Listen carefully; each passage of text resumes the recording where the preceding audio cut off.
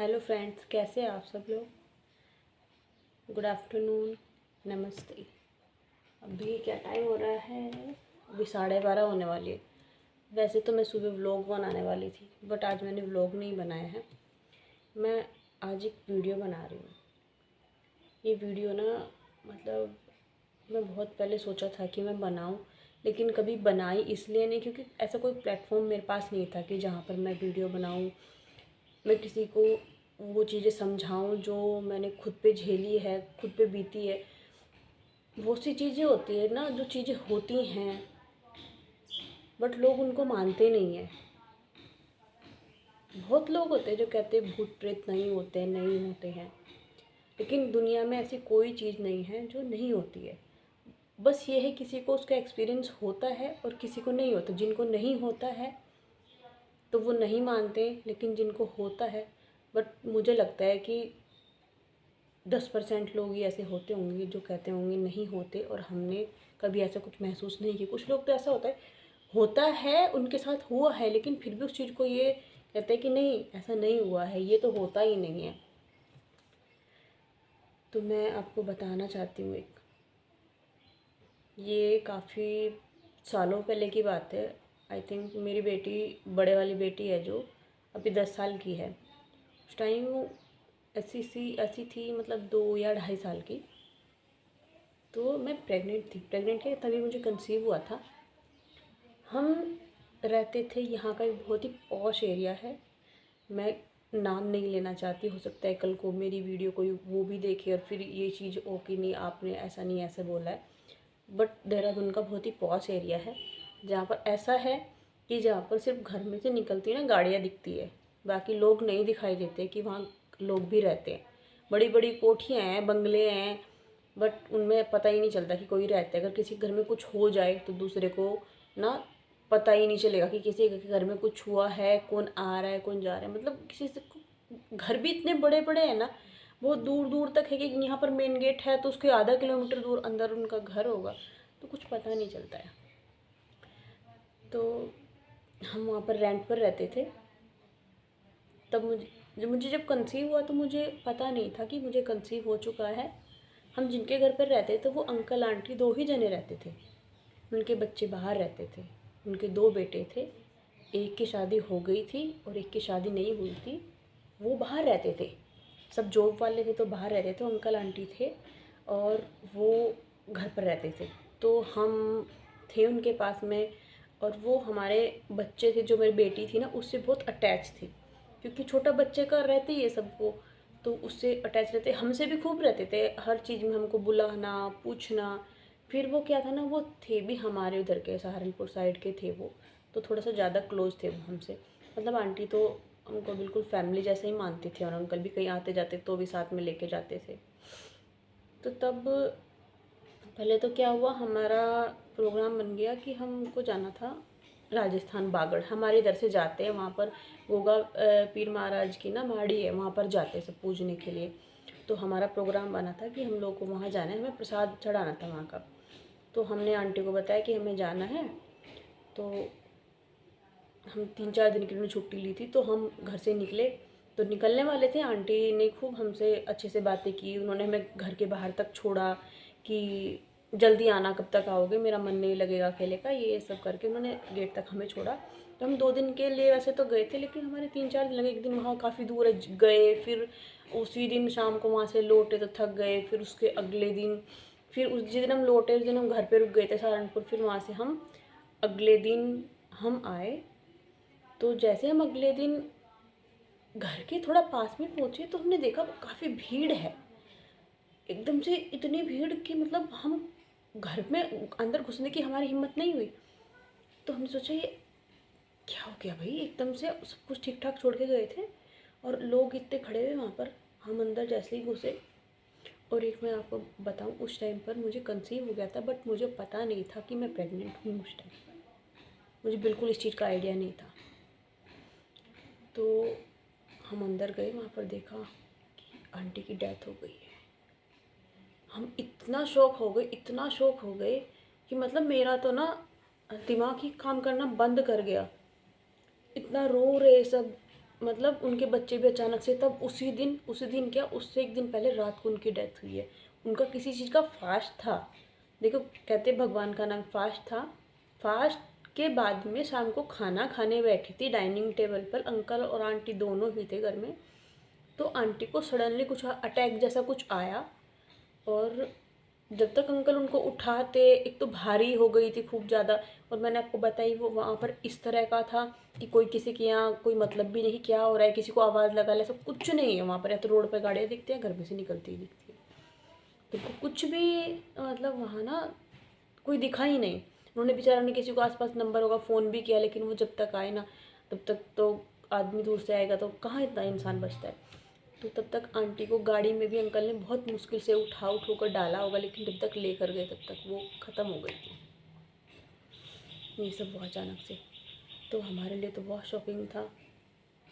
हम कैसा था, उनका ऐसा घर था, पूरा का पूरा घर था, उनके आगे वो रहते थे, पीछे बैकयार्ड में उन्होंने 1 रूम सेट बनाया हुआ था, उसमें हम लोग रहते थे।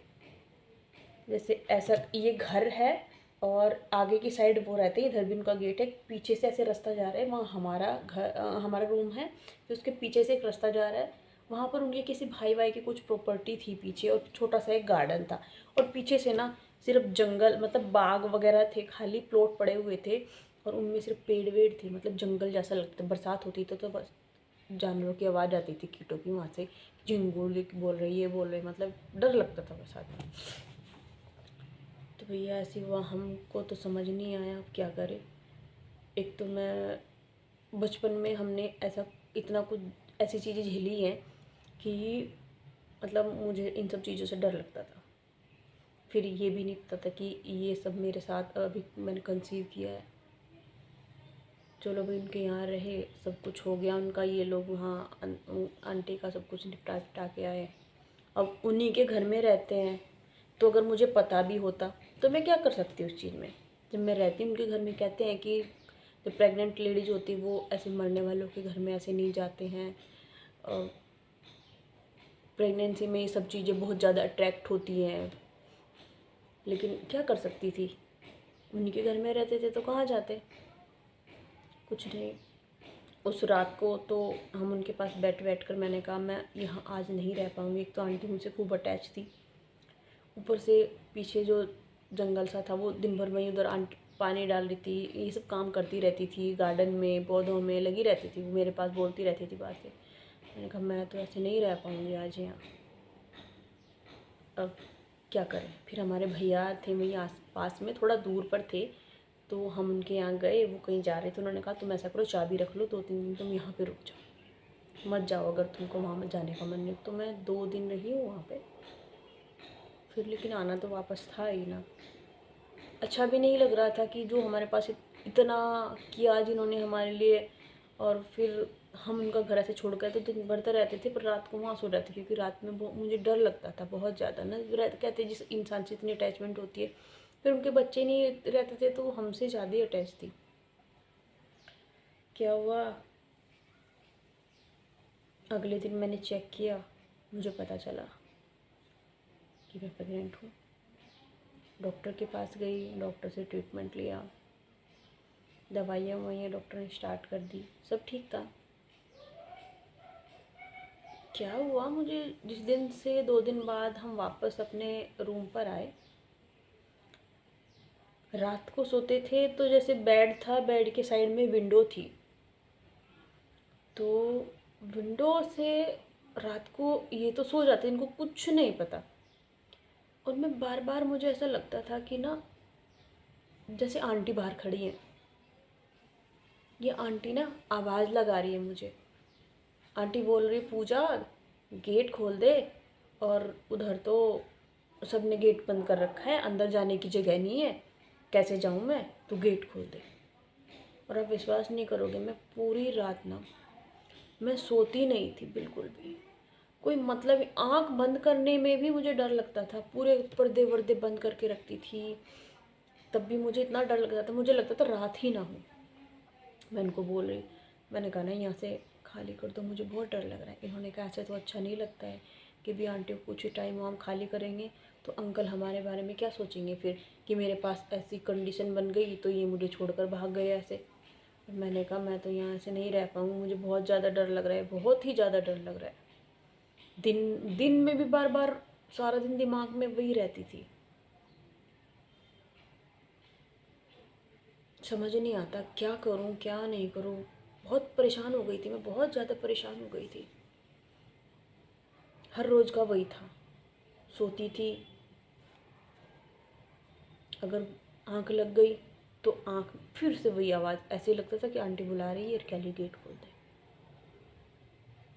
कभी कभी कहते हैं ना कि जो इंसान तड़फ के मरते, क्योंकि बच्चे तो आ नहीं पाए थे, बच्चे दूर रहते थे, हमसे ज़्यादा अटैच थी। तो कभी कभी कहते हैं ना कि जिसमें मन पड़ा रहता है तो इंसान का उसके लिए मन भटकता है।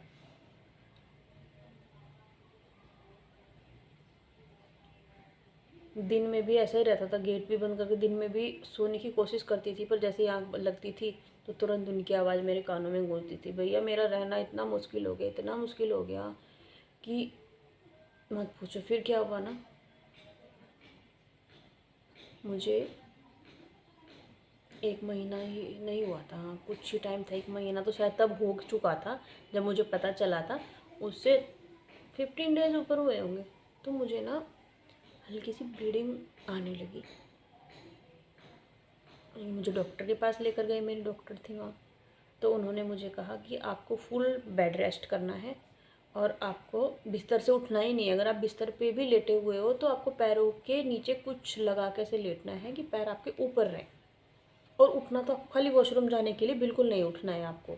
वैसे तो इस कंडीशन में हम एडमिट कर लेते हैं, लेकिन आपको बच्चा भी छोटा है, मैं एडमिट तो अभी नहीं कर रहे, लेकिन आपको फुल रेस्ट करना है। इन्होंने कहा अब रेस्ट तो कैसे होगा। तरु जब छोटी थी स्कूल तो जाती थी, लेकिन तब ये नहीं था, किसी नर्सरी या फिर प्ले ग्रुप कुछ समथिंग ऐसी क्लास में हो गई।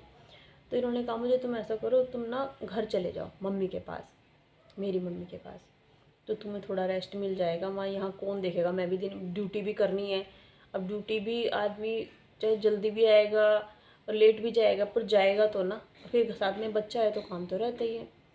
तो ये मुझे घर छोड़ा है, मैं घर चली गई वहाँ पर। लेकिन वहाँ जाने के बाद भी मेरे लिए कुछ चेंज ही नहीं हुआ। मतलब मैं रात को वहाँ भी सोती थी, लाइट जलाकर सोती थी, तब भी मेरे कान में वही सेम आवाज़ और मैं उठकर बैठ जाती थी। कुछ दिन ऐसे ही लगता रहा, फिर क्या हुआ, मुझे ज़्यादा ब्लीडिंग शुरू हो गई। ब्लीडिंग का क्या होता था, मैं दिन भर ठीक रहती थी, रात को 12 बजते थे, 12 बजे के बाद मुझे ब्लीडिंग स्टार्ट हो जाती थी। फर्स्ट डे मुझे बहुत ज़्यादा ब्लीडिंग हुई। मेरे मम्मी पापा भाई लोग मुझे सहारनपुर हॉस्पिटल में लेके गए रात को इमीडिएटली, तभी डॉक्टर के यहाँ लेकर गए। उन्होंने इंजेक्शन वगैरह लगाया, रात भर रही, सुबह तक ठीक हो गई। उन्होंने घर भेज दिया। उन्होंने कहा ठीक है रेस्ट करो, सब ठीक है, अल्ट्रासाउंड वगैरह किया, हार्ट बीट ठीक है बेबी की, और आप अभी घर चले जाओ, बस आपको उठना नहीं है, लेटे रहना है बिल्कुल, अब आपको बिल्कुल भी नहीं उठना है, और आपको आना भी नहीं है, अब यहाँ भी नहीं आना है आपको, आप बस अपनी दवाइयाँ और इंजेक्शन लेते रहो। इंजेक्शन लगने शुरू हो गए, 2 दिन थोड़ा ठीक रहा, तीसरे दिन फिर से वही, रात को 12-1 बजे, 12-1 बजने के बाद ब्लीडिंग, बहुत हैवी ब्लीडिंग स्टार्ट हो गई। घर वाले परेशान, क्या करें। मम्मी ने, चाची है, ताई है, सबको बुला लिया कि अब क्या करें, ये तो फिर से ऐसी हो रही है। फिर डॉक्टर के यहाँ लेकर गए, डॉक्टर ने फिर रात भर रखा वहीं, सुबह तक फिर ठीक, कुछ नहीं, दिन भर इतनी सी एक ड्रॉप भी ब्लड की मुझे नहीं आती थी। आप यकीन मानेंगे इन सब चीज़ों का, मेरी खुद पर झेली हुई है, खुद पर, इसलिए मुझे कोई चीज़ ना या सोचनी नहीं पड़ रही है। मतलब मेरे दिमाग में ऐसी बैठी हुई ना, एक एक चीज़ मुझे ऐसी याद है वो। ये बात घर में भी सबको पता है कि मतलब मुझे ऐसा लगता था कि कई बार तो ना कि मैं लेटी हुई हूँ और मेरे पास में ऐसे खड़ी है।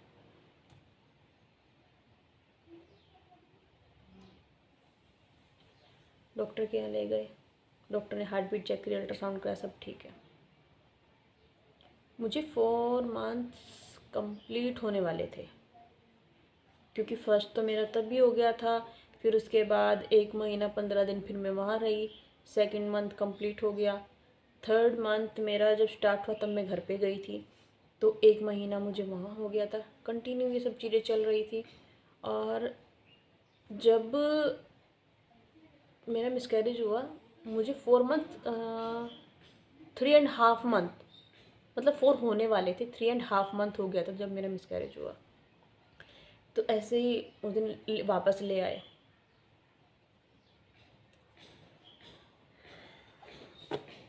दिन भर ठीक रहती थी, तो मेरे को वॉमिटिंग बहुत ज़्यादा थी, कुछ खा नहीं पाती थी, कुछ भी नहीं खा पाती थी। 2 दिन ठीक रही, सेम चीज़ें चलती रही, तीसरे दिन फिर से रात को वही, ठीक ठाक अच्छे से सोई मैं। मुझे रात को 1:30 बजे के करीब, 2 बजे के करीब, पहले तो ऐसा लगा कि जैसे मेरे पास में ना कोई खड़ा हुआ है, तो मैं एकदम झटके से एकदम उठी। मैंने देखा कुछ नहीं था, मैं डर गई, वो तो रोज़ ही हो रही थी मेरे साथ ये चीज़ें। फिर क्या हुआ, मुझे हैवी ब्लीडिंग शुरू हो गई, मतलब इतनी हो गई कि मतलब मेरे पूरे कपड़े ख़राब हो गए और मुझे पेन शुरू हो गया।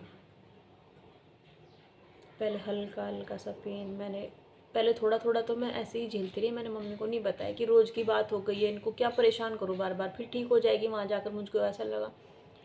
तो मैं धीरे धीरे होता रहा होता रहा।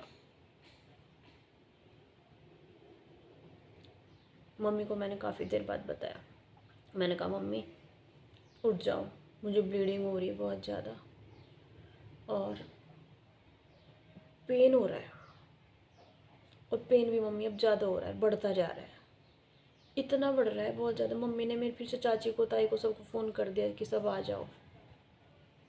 मुझे इतना ज़्यादा पेन हो गया, एक तो मैं घर में थी अपने भाइयों के सामने, थोड़े पापा के सामने थोड़ी सी हेजिटेशन होती है, शर्म आती है, लेकिन आप ये देखिए मुझे इतना ज़्यादा पेन हो गया था कि मैं पहले तो मैं धीरे धीरे धीरे धीरे धीरे धीरे करते रहे कि जब तक मुझसे बर्दाश्त हुआ। फिर इतना ज़्यादा दर्द मुझे हुआ कि मैंने चिल्लाना शुरू कर दिया, बहुत तेज़ तेज़, बहुत तेज़ तेज़, इतनी ब्लीडिंग कि जो भी कपड़े पहनूं सब खराब हो जाए, सब खराब हो जाए, इतना ब्लड। मतलब मैं उस टाइम को याद करती हूँ ना, तो सोच में आंखों में आंसू आ जाते सोच कर ना। मम्मी ने इनको भी फ़ोन किया रात को कि तबीयत ज़्यादा ख़राब हो रही है आज। उस दिन मुझे लगा कि शायद आज कुछ ना कुछ तो ज़रूर होगा, आज तो अति हो गई है, रोज़ के जैसा नहीं है आज। मुझे इतना ज़्यादा पेन होता चला गया, मम्मी ने गाड़ी वाले को बुलाया कि मतलब मेरी ना आवाज़ निकलनी बंद हो गई और मेरे हाथ पैर ठंडे पड़ गए पूरे। फटाफट से गाड़ी वाले को लेकर गए, ले बुलाया भाई ने। मुझे लगा कि ना मुझे ना टॉयलेट जाना है, जैसे मुझे टॉयलेट का प्रेशर आ रहा है, तो मैं टॉयलेट में न जाके ना, मम्मी ने कहा तो बाथरूम में जा, कपड़े भी चेंज कर ले, वहाँ जाके तेरे कपड़े ख़राब हो गए हैं। अंदर गई, जैसे ही नीचे बैठी ना,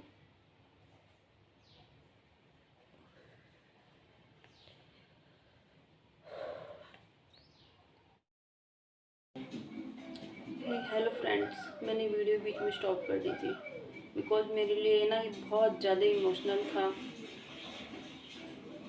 समझ नहीं आ रहा था कि कुछ चीज़ें होती ना वो अंदर से झंझोड़ देती है बिल्कुल ना।